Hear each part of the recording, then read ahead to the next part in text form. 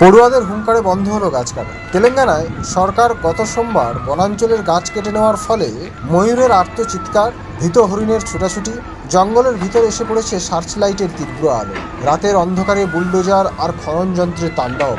একের পর এক ভেঙে পড়ছে বিরাট বিরাট গাছ। অসংখ্য পাখি, কীটপতঙ্গ, সরীসৃপের অস্তিত্বের জীবন মুহূর্তের মধ্যে বিপন্ন হয়ে পড়ছে।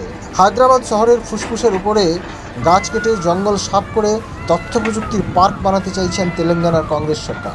জায়গাটি হায়দ্রাবাদ বিশ্ববিদ্যালয়ের কাছে। একে কাঞ্চা গাঞ্চিবো বলে। জল, জঙ্গল, বন্যপ্রাণ নিয়ে প্রায় 400 একরের বেশি ঘন সবুজ পরিবেশ ধ্বংস করতে চাইছে তেলেঙ্গানা সরকার। এই ঘটনা শুনতে পেয়ে হায়দ্রাবাদ বিশ্ববিদ্যালয়ের পড়ুয়ারা তুমুল বিক্ষোভ শুরু করেছে। বুলডোজারের উপর উঠে গো ব্যাক স্লোগান দিতে শুরু করেছে। আসলে তাদের মতে এই 400 একর জমির মধ্যে রয়েছে বহু জীব বৈচিত্র্য। গাছ কেটে ফেললে তা ধ্বংস হয়ে যাবে। এরপর পড়ুয়ারা আদালতে আবেদন করার ফলে জমিতে আপাতত বুলডোজার চালানো এবং গাছ কাটতে স্থগিতাদেশ দিয়েছে আদালত।